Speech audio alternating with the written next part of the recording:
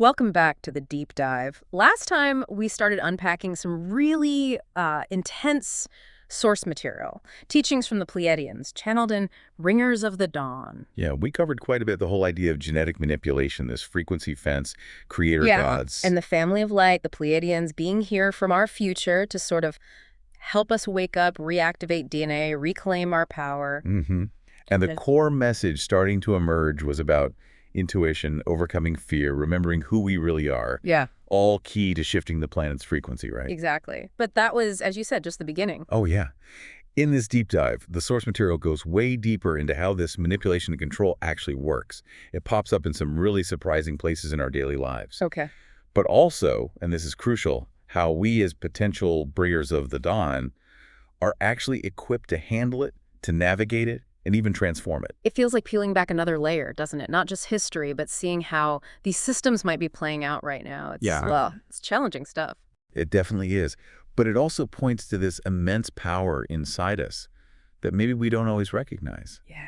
So for anyone just joining us on this journey, these teachings, they offer a pretty radical view of history, reality, our potential. And for all you wanderers out there, the curious seekers, these ideas offer tools, insights for finding that center, even when things feel chaotic. We're really exploring this together. You're on this path with us. Absolutely. You're listening to the Presence Podcast, by the way. We're diving deep into this source material, exploring these complex ideas. If you're finding value here, please do take a second to like and subscribe. Yeah, it helps others find the conversation. It does, and you won't miss future deep dives. This is actually the second of 3 parts on this specific book. Right. So picking up where we left off, the source really hammers home this idea that getting to higher knowledge isn't just about, reading books or listening to us. Okay. It's more internal. Totally. It requires accessing what they call the multidimensional self. The multidimensional self. Okay, unpack that a bit. What does that really mean here? Well, it's about realizing the fullness of who you are beyond just this physical body and this single lifetime. It's about connecting with, even merging with, a whole collective of intelligence. A collective. Yeah, an intelligence that exists, they say, in the ever-expanding now, totally beyond our usual ideas of space and time. So more than just intuition, it's like tapping into a vast, timeless consciousness. That's the idea. And the source is pretty direct. It says that we, as members of the family of light, were actually trained for this gig on Earth. Right, so it's not like they're implanting new info. No. They're just hitting key chords, as the book says, to wake up what's already dormant inside us. The knowledge is in you. Exactly. And they claim that just agreeing to go on that inner discovery journey leads to self-sufficiency, becoming incredibly knowledgeable. But there's a catch. There always is, isn't there? Seems like it. They say the journey grinds to a halt if you stop because of fear. Which brings us right to fear itself. And their take is, well, it's a bit different, isn't it? They basically say, fear will always play a part, so get used to it. Yeah, it's not presented as this evil thing to be totally eliminated. Succumbing to fear isn't failure, it's just a sign. A sign that you need to cycle through it to understand it? Exactly, to overcome it by moving through it. The instruction is literally begin to say, I will transmute this fear.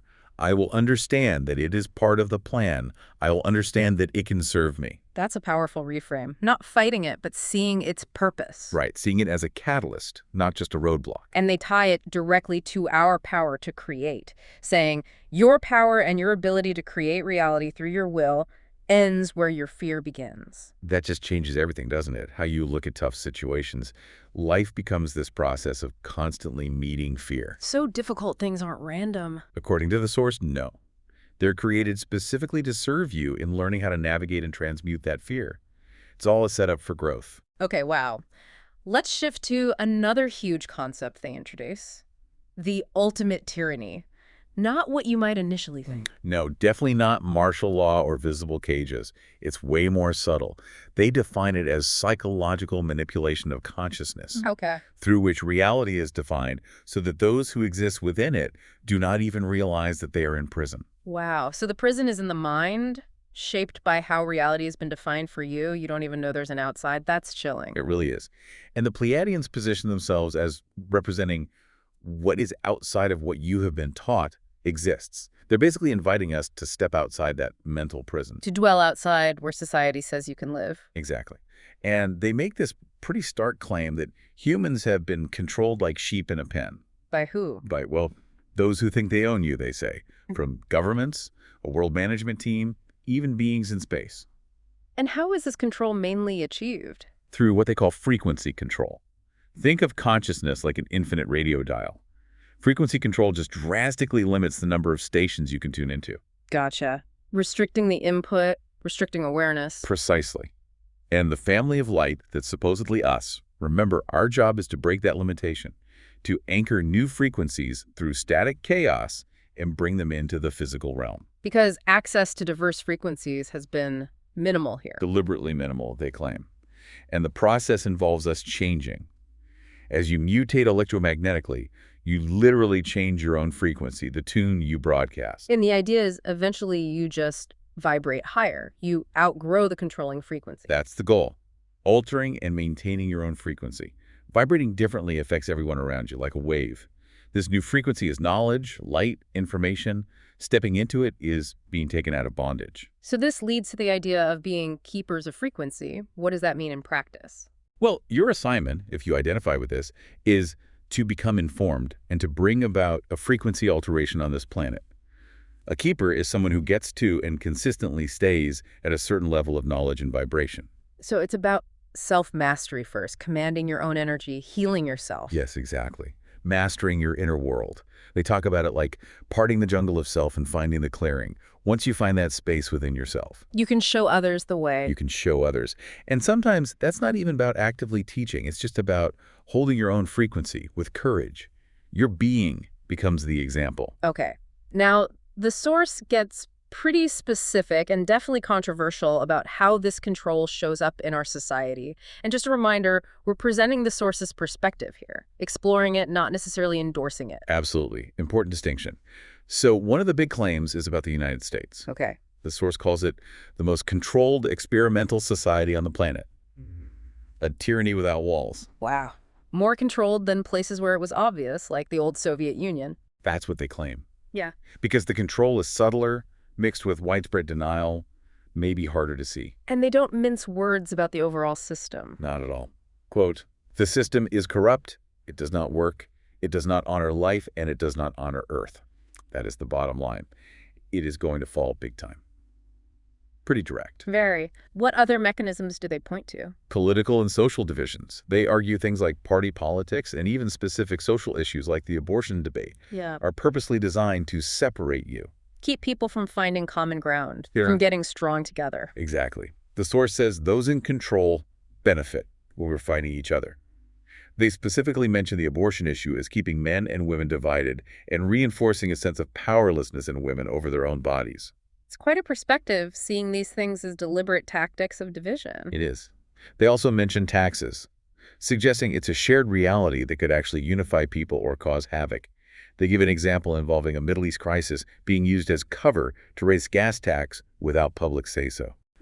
And they even touch on violence in cities. Yeah, calling major cities energy buckets. They claim urban violence is a subtle means of control, physically set up and etherically assisted to generate fear. Fear that entities feed on. That's the claim. They give an example saying, the fear that is promoted throughout multitudes of people feeds many. Okay, but maybe the most direct critique is aimed at modern technology. Oh, absolutely. Yeah. They call it one of the biggest weapons of frequency control. Where do they start? This could hit close to home for a lot of us. Television gets singled out. Big time. The source is blunt. Get rid of your television sets. They're the primary tool used to manipulate your consciousness on a day-to-day basis. Whoa. Get rid of them entirely. Why? What's the supposed mechanism? They claim it's used for subliminal messages, promoting disease, stopping original thought, encouraging passivity, inactivity, obesity, all sorts of things. There's a quote, "Wake up, humans." And these subliminals, where do they supposedly come from? Developed with off-planetary beings, they claim, as part of a worldwide program. Okay, that's a huge claim. It is. And they emphasize its power.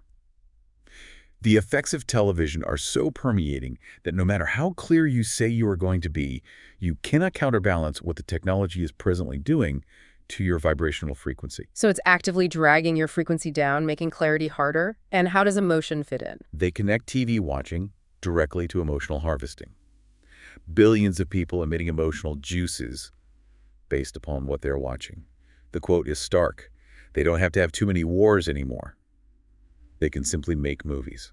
Wow. So what's the antidote they suggest? Becoming media-free. Newspapers, radio, TV, to get clear, listen inside, and, quoting again, live in the world and not necessarily be lost in it. And it's not just TV, right? Yeah. Other electronics. Right. Electronics in general, they say jam your frequency, create static, keep you vibrating at a certain rate, turning people into safe, harmless, inactive, productive cattle. Ouch. Even computers. We're using them right now. Yeah.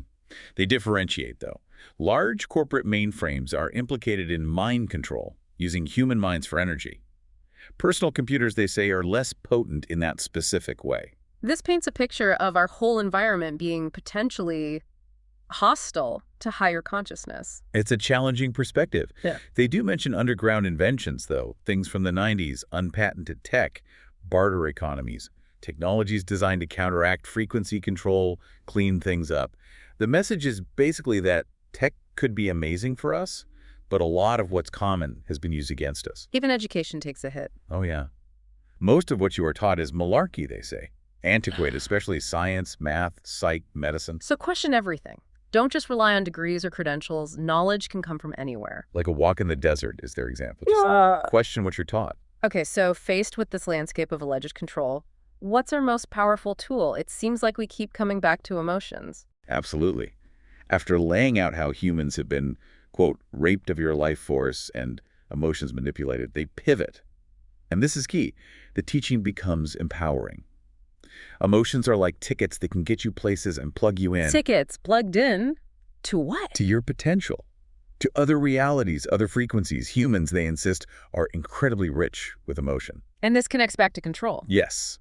The claim is that lower vibratory beings feed specifically on a narrow band of emotions. Fear, chaos, violence. Earth's owners haven't wanted us to realize our feelings are like a crop that can be harvested. But this feels crucial. Emotions aren't just food for others. Exactly. That's the empowering flip. Emotions are also food for the self. It's how you nourish yourself, how you create your identity. Your identity as frequency comes through your emotions. They also touch on a really difficult idea here about victims creating their reality. Yeah, it's a tough one. Saying even helpless children or starving people also create their own reality. The quote is, victims find victims, victors find victors. They encourage honoring others' dramas and lessons, suggesting enlightenment can come even from extreme hardship, viewed from a soul level. It requires careful, non-judgmental consideration. Okay. Building on external manipulation, they introduce holographic inserts. What are these? The idea is that certain space beings have a holographic industry.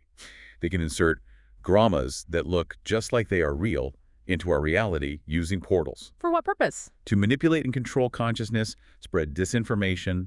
They have ulterior motives, according to the source. What kind of things could be holographic inserts? I have viewings in the sky, maybe explaining some UFOs. Or projected individuals appearing globally, which they suggest could account for parallel religious stories. Quote, holographic inserts look exactly like 3D reality. Manufactured events inserted seamlessly. Suggesting major events could be fake. That's a wild idea. It is. And they warn about future events, especially related to ETs, maybe in the Middle East, saying some will be legitimate, others will be inserts designed to push humanity towards a controlled one-world order. So how on earth do you tell the difference? This is where feeling is paramount again. They say you will recognize holographic inserts by feeling. They won't feel right. Something will feel fishy or strange. So trust your gut. Absolutely. Use your feeling pattern. Activate and act on the information inside of you. You must learn to trust it. They even say the five senses are deceivers of reality. They lock reality in. Wow. They even suggest the crucifixion of Christ might have been a potential holographic insert? Yeah, a dramatized, marketed version by patriarchal groups to regain control. They say the actual Christed one was a systems buster, part of the family of light, possibly multiple entities, not just one. And the crucifixion story was inserted to create fear, emotion to harvest. That's the claim. And they stress this info isn't for logical debate. It's to make you move, feel, remember, and not think so much. Yeah. This is a process of feeling. Which leads perfectly into the power of thought itself. They call this the biggest secret kept from humans. Right, that thought creates experience, and thought creates reality. All reality is created by thought. It is all a subjective experience. Okay, but if we're being hit with frequency control, how do we get clear enough thoughts to create what we want? That's the rub, isn't it? Yeah. The bombardment causes fluctuation, lack of clarity. So the call to action is intentionality. As a species, make it your intention to stay very clear, to stay centered, and always to bring yourself into the moment. So wake up, state your intention clearly. Exactly. Declare it. Accelerate my personal evolution. Emanate health. Be a living example. You say, this commanding from your being brings you everything in acceleration. But that requires taking full ownership. Right. No blaming, no denying what shows up. Total responsibility. Accept responsibility for all that I'm involved in. And asking honestly why I create things that I don't like. They suggest this radical attitude. Always act as if there's an impeccable purpose to everything you do. Yeah, even terrifying situations. Their example is a gun to your back. Frame it as an opportunity for highest growth. Acting as if means acting without knowing the purpose, without expectation. The other person might even be a part of you, reflecting something. So don't avoid the tough stuff, the difficult emotions. No. Finish them, resolve them, accept your part. Let them cycle back as treasures of experience that teach you. Emotion connects you, takes you to other realms. This challenges so many limiting beliefs we hold. Totally. The source asks, point blank, do you argue that you have no control over some areas? Do you give up what is naturally yours because society tells you you cannot have it? I love the restaurant analogy they use. Me too. Order what you want from life with divine nonchalance. Get clear, place the order, trust it's coming, don't fret about deserving it, or constantly check on the kitchen. Because the rule is, you are a result of your thoughts. So give yourself the gift of thinking you're exceptional, magnificent, and uplifting. Validate yourself, even if it feels hard. And drop words like should and trying. Because they imply you're not sovereign. You are sovereign unto yourself. This hits hard against limitation and scarcity beliefs, too, that fear of having things if others don't. Right. But the source says, as you embody these divine principles, you become a living example of light. You show others, hey, it works. I did it. You can too. The message is clear. There is no limitation. They even challenge the hard work ethic. Yeah, if something is not being done effortlessly, then forget it. Effortless doesn't mean lazy, though. No, it means commanding reality to come to you, aligning with flow, leaving energy free. Beliefs like work hard for money are called completely and totally erroneous. Allow, and spirit compensates unexpectedly. Trust possibility. Ultimately, state of mind is the name of the game. Be outrageous. Do what excites you. Try the impossible. Because they claim, once you figure this out, you can design your body, you can design your age, fix everything about yourself, because you'll be self-motivated, self-empowered. This all feeds back into that core identity. Yeah. The bringers of the dawn. Who are they exactly? They carry the rays of the sun, bring light and knowledge. An ancient organization. And the source says directly, if you're drawn to this material, you are members of the bringers of the dawn. And their role connects to the energy work. Deeply. They allow cosmic and earth energies to merge within them. They become a sacred bridge, a rainbow bridge, awakening the light, bringing it to civilization's quote, this is who you are, this is what you are doing. So it's an identity and a job description. In a process, they agreed to mutate, evolve, to bring light back, make the cosmic leap possible by anchoring frequency in their own bodies first and living it.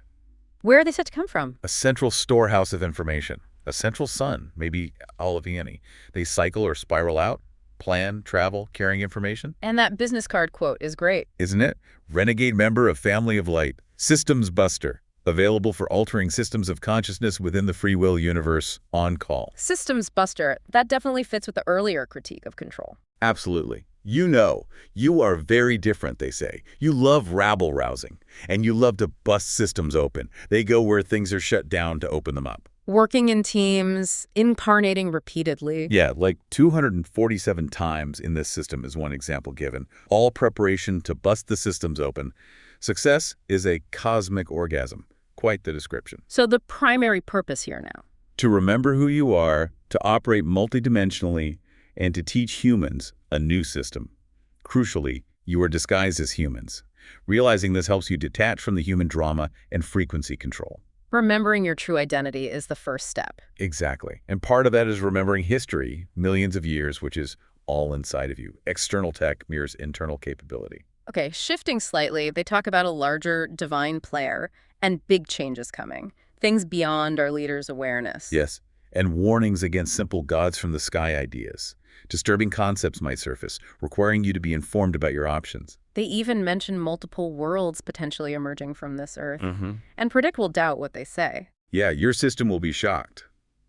The divine plan itself includes everything light, perceived evil, forces converging. It's a game, but deadly serious, anchored as a vibration in the family of light bodies, meant to rise to their blueprint of impeccability. They really stress the urgency and scale. A drastic change is going on. Earth is in for a big shakeup. Humanity needs to process info outside the current box, which stresses the system. We have to unlock ourselves from limited perceptions of reality. And the task for these keepers? Anchor the new frequency impeccably inside yourself. And this is not easy. It was not meant to be easy. You're renegades. It sounds like their supposed past lives prepared them for this. Busting paradigms, liberating themselves before. The divine plan is about merging the self into wholeness. Even death and destruction are framed as a necessary season, like autumn, all part of the plan. This connects to the idea of a dimensional merge. Right. Dimensions returning. We help by pulling the dimensions onto this planet. How does that feel, supposedly? Moving into altered states, upliftment, maybe feeling sick, synchronicities you only understand later, sacred sites might amplify this. And collisions. What's that? For those stuck in fear, refusing to change, the merge feels like a solid wall of cement hitting another solid wall of cement, causes great discomfort, nervous system issues, even disease. The human dilemma is needing to shift the definition of self and reality. Resistance causes the pain. Exactly. But you can use your will and mind to decide how reality constructs itself. Aligning with intent reveals the higher will and higher plan. Okay, full circle back to emotion. Presented as the ultimate hidden secret. Its value. They say it again. Some beings in the universe haven't discovered human emotion. And we have something incredibly valuable for cosmic evolution because of it. That's the claim. You are needed because you carry something that many other species have no idea of. Emotion. It allows energies to coalesce, fuse, bond, bringing simultaneous awareness to the universe.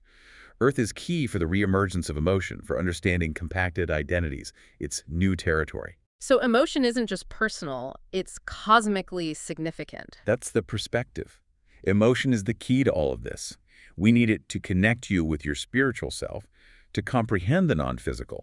And that's why it's been so controlled here. Control the key, control the connection. Precisely. They talk about the fear of painful emotions. But stress, pain, brings you feeling. Maybe we create pain sometimes to feel alive, to know our range. Most human beings are afraid to feel. But the advice is trust your feelings no matter what they are. They lead somewhere. Avoiding feeling is distrusting life itself. But if you're not afraid, move past judgment. Allow all feelings. You can have breakthrough. You can ride feeling into other realities. Fear of feeling breeds powerlessness, judgment, labeling things bad. Which leads to anger at yourself for restricting your learning. Can't learn if you don't let yourself feel. Feeling connects you to life. Feelings are the ticket to ride into multidimensional realities. Yes, but many try to be suspicious and masterful over them, controlling which ones are okay. And this loops back to thought. Creation thought is drawn into form based on the emotion behind it. Fearful thoughts, fueled by fear, create more fear. So the advice isn't more control, but surrender. What the heck I surrender? Be present with the feeling. Aim for centeredness within the waves, not over them. Anger has its purpose, and pain is not purposeless. Avoiding them means missing lessons. They're techniques to move beyond boundaries. And remember, emotions feed the self. They nourish you, create your identity, broadcast your unique call letters. So breaking a boundary means facing the emotion that built it. Difficult things are gemstones. Observe the boundary, see its purpose. It moves when acknowledged, when you're willing to release it. Clinging, fear, even liking the boundary limits you. As long as you describe something as difficult, you are making it difficult. Our judgment creates the struggle. Wanting control is like super glue, useful sometimes, but mostly gets you stuck. Use it selectively. The core message: you need your emotions. Become friends with your emotions because through feelings you can climb the ladder to the multidimensional self. Feeling registers frequency change. Logical mind does not. So when frequency shifts hit and feel uncomfortable, they offer this internal decree. All right, I know what is going on. I'm not getting caught in this one. I know there is something here for me to learn. I believe that I am guided. So I will check out what is in this for me by not judging it and by going with the flow. I request that all my changes come in joy, in safety, and harmony. So I will go with this energy and see what is changing for me and what I need to give up. That's a powerful stance. Conscious surrender, trusting the process. Yeah, and denying emotion. They warned, it's like asking for major earth changes to take place within your psyche. Expressing it prevents internal blowups. Little releases are better than a massive internal quake. The summary is incredibly direct. Feeling connects you to your humanity. Emotions connect you to your spiritual body. Emotions or feelings are the key to being alive. If you deny your emotional self, you are never going to make the game we are talking about. Wow, doesn't get much clearer.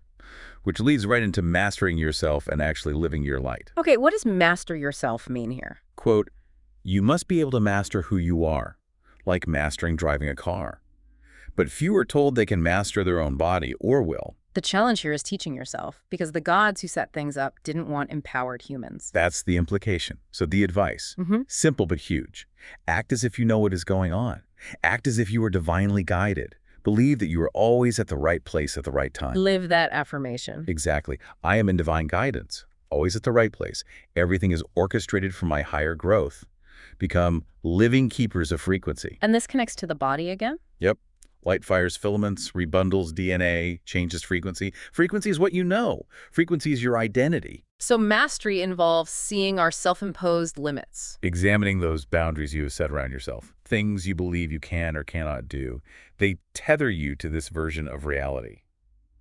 Giving them up is key to moving with awakening. It is an awesome task to carry light. It's not always easy. Fear, blame can surface, but stay focused on your path. And crucially, live your light. Live that light inside of yourself with courage. Don't live in the closet, live it. What does living it look like day to day? It can be simple. Speaking your truth, simply. Example, I don't believe in catching colds.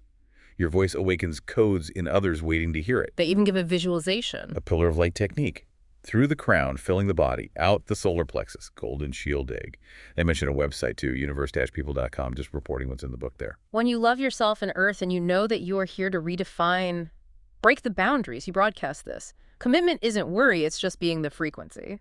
And that live light draws others. They suggest making a contract with Spirit. I am wishing to be employed by you. Clear terms, availability, compensation. Service isn't martyrdom. It's doing your own work and affecting others by your journey. And be feisty with Spirit. Ask for acceleration. Yeah. But be ready. Take chances that the logical mind may scream about. Trust feelings, even if illogical. Caveat. If it feels bad and makes no sense, maybe don't do it. Needs internal alignment. Then there's this intense idea, a culling going on, a culling of the chosen. But chosen here means self-chosen. Those who gather, who hear the sound of their internal song, are the chosen. You opt in. You choose yourself. Right. And courage is going to become the middle name for each and every one of you. Time to come out of the closet with beliefs. This is a time to be sorted out for courage. Quoting, you each came to do a task, and that task is at hand. It is now. The decade of change is upon you. Realizing that changes everything. Requires letting go, trusting, and trust. They acknowledge is what everyone wants, but says they don't have. So what is trust in this context? To have such inner knowing that your thoughts create your world to simply be quite certain with divine nonchalance that if you think something, it is. Urgency again. The time to get moving is now. Time is compressing. Inaction leads to discomfort, maybe running out of time for your blueprint work. Procrastination could mean getting swept away, perhaps literally. Unexpected events, setups, are seen as chances to live your light with courage, part of the blueprint. And a heads up, light carriers will come into question. Understand that this is part of the plan. Scrutiny is expected. But assistance is available. Many off-planetary and non-physical beings ready to work with you. All you need to is call them. This is a vital instruction. Crucial. Always state clearly that any assistance come to you from light. Stay in your integrity and be aware. Why so specific? Because intelligence doesn't equal spiritual awareness. This is absolutely a falsehood. Beings can be brilliant, defy laws, but not operate with light love frequency. They distinguish light and love frequencies. Yeah, light brings information, Love brings creation, respect, connection. And a warning. Love frequency without light frequency can be very crippling, like worshiping external figures if you think love is outside you. The ideal is coupling both. Carry the light frequency of information and couple it with love frequency. Feel part of creation. See its divinity. Don't judge or fear it. Finally, that chapter title, Whose Purpose Are You? Such a twist. Right. Not what is your purpose, but whose. It implies purpose exists because we're all connected, parts of the whole. Seeking is part of the purpose. The universe as an interlocked domino system. We gather to affect each other, experience consciousness this way. So your purpose is to carry information and make the information accessible to others by frequency. We're electromagnetic creatures, broadcasting who we are. Using the body to recognize frequency fear, joy is key. So the assignment isn't just cosmic. It's personal evolution first. Evolve yourself to the highest capability within the human form. That inherently affects multitudes. Even a menial job is TREP, teaching systems how to evolve by your example. The Pleiadians see us as family of light disguised as human, here to integrate, soothe, awaken a spark so humanity isn't destroyed, so Earth can house a new species. And that inner conflict, the logical mind battling. It's the human part that bought the limitation story versus the family of light part seeing the bigger picture. But the logical part isn't useless. No, it teaches you how others work, what you navigate. Your struggles foster compassion for others' struggles. So observe the logic, don't fight it. Exactly. See how it wavers? What brings security versus upliftment? Then choose. Okay, everyone had their say, what do I want? Reaffirm evolution. Even doubting is part in the plan. Cycling back through doubt is part of the divine plan. It builds understanding, compassion for self and others, daring to let go and feel. The advice, observe yourself, spend more time alone, leads to deeper self-encounter, higher realization. Amidst chaos, remember, there is a divine order, the cake analogy. Messy ingredients, heat transforms, new creation following a recipe. Most won't see the order behind the chaos. Everyone has a specific assignment within this recipe. Yeah. Free will is how you follow it, difficulty ease, poverty richness, based on your boundary beliefs. Quoting, what can we say to convince you to take all of your boundaries down to stop limiting what you believe can be yours? Living 100% according to what you want is success. Which brings us to the exalted self and continuity. The only continuity needed is for you to continuously work with yourself and seek the exalted self. Defined as? Triumphant, liberated, joyous in achievement, and the highest in attainment. So continuity is an external structure. It's an internal state, a commitment. Yes, the planet needs committed entities in search of the exalted self. Knowing moment to moment you're committed is the continuity. It's a frequency. Looking inward, remembering, pulling light, raising frequency, defying limits, altering the planet by being, that creates continuity stronger than anything external. There is nothing stronger than your commitment to the exalted self. That commitment marks you, aligns you with what needs to happen as you accelerate. Okay, so wrapping this up for now, what does all this mean for us, for you wanderers listening? This deep dive really paints a picture of, well, potential psychological manipulation on a vast scale, emotions targeted, tech used for control. It's a heavy picture. But, and this is the critical part, it simultaneously highlights our incredible power. Our emotions aren't just liabilities, they're keys. Keys to evolution, spiritual connection, other dimensions. And our thoughts, fueled by those feelings, literally build our reality. Exactly. It's a call to step out of victimhood, see the subtle control, and take radical responsibility for our experience. Everything.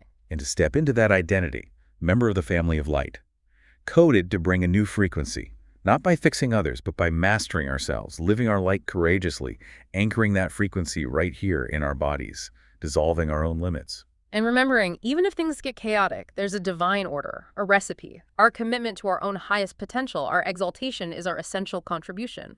Moving from fear to feeling, logic to intuition, controlled to creator. Yeah, this deep dive definitely leaves you with a lot to chew on about reality, control, and, wow, the potential locked inside us. It really does. And believe it or not, there's still more to unpack from this book in our final deep dive next time. For now, maybe a thought to sit with. If your power ends where you fear begins, and fear is something to be cycled through, how can you start seeing your fears not as stop signs, but as big flashing arrows pointing directly to where your greatest growth and power actually lie? And if emotion truly is the key to multidimensional reality and creating your identity, what would actually happen if you became truly completely unafraid to feel everything. Just feel it all. Hmm. Lots to ponder. Thank you so much for joining us for this deep dive. We really hope exploring these ideas has been valuable. Yeah, I hope it sparked something. If it did, maybe consider liking this, subscribing to the Presence podcast. It helps us keep these conversations going and ensures you catch the final part of our look into Bringers of the Dawn. We'll be back soon.